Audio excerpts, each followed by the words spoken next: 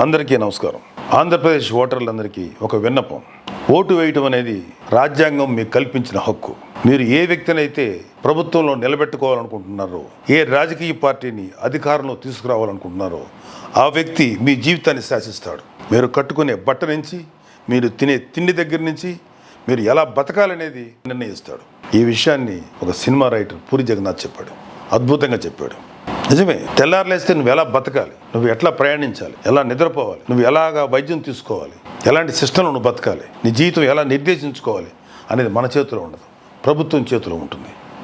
కాబట్టి మీరు ఎన్నుకునే ముందు మంచి ప్రభుత్వాన్ని ఎన్నుకోండి. ఈ మధ్యన పిఠాపురంలో నేను తిరుగుతుండగా వైసీపీ వాళ్ళ పనికిమాలిన ఆలోచనల గురించి మీకు ఒకసారి చెప్పాలనిపిస్తుంది. ఇదివరకు ఓటర్లకు డబ్బులు ఇచ్చి ప్రభావితం చేసేవాళ్ళు. ఇప్పుడు అలా కాదు.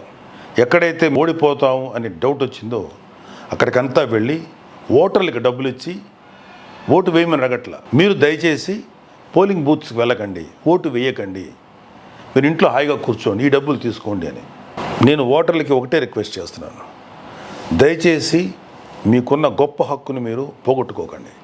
వాళ్ళు ఇచ్చే డబ్బును తీసుకుంటారా తీసుకోరనేది మీ యొక్క వ్యక్తిగతమైనటువంటి నిర్ణయానికి వదిలేస్తున్నాను. కానీ మిమ్మల్ని ఓటు వేయనీయకుండా చేసేటువంటి ఈ వైసీపీ ప్రభుత్వం యొక్క కుట్రలు మాత్రం తిప్పి కొట్టండి.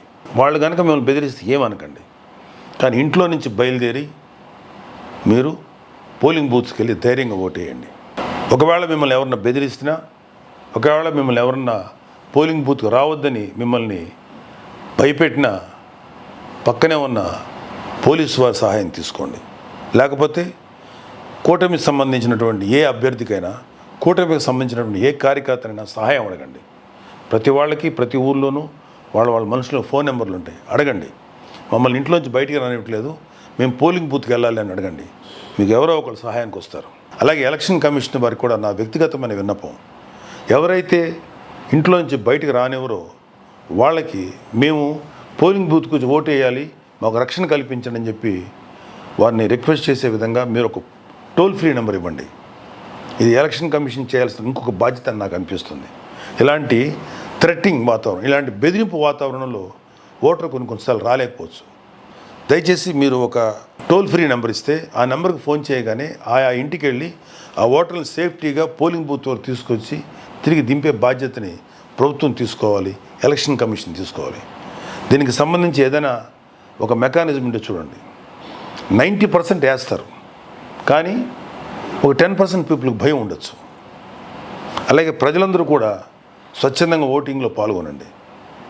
100కి 70%, 60% కాదు, 100కి 100%, కనీసం 99% ఓటింగ్ వేస్తే, పర్ఫెక్ట్గా ఓటింగ్ జరిగితే ఇలాంటి దుక్కుమాలినటువంటి, కుళ్ళిపోయినటువంటి లంచగొండి ప్రభుత్వాలు రాకుండా మంచి ప్రభుత్వాలు ఎన్నుకునే అవకాశం మీకు ఉంటుంది. Please caste your vote. ధైర్యంగా ఓటు వేయండి. తిరుగులేని విధంగా ఇలాంటి లంచగొండి ప్రభుత్వాన్ని బుద్ధి చెప్పండి.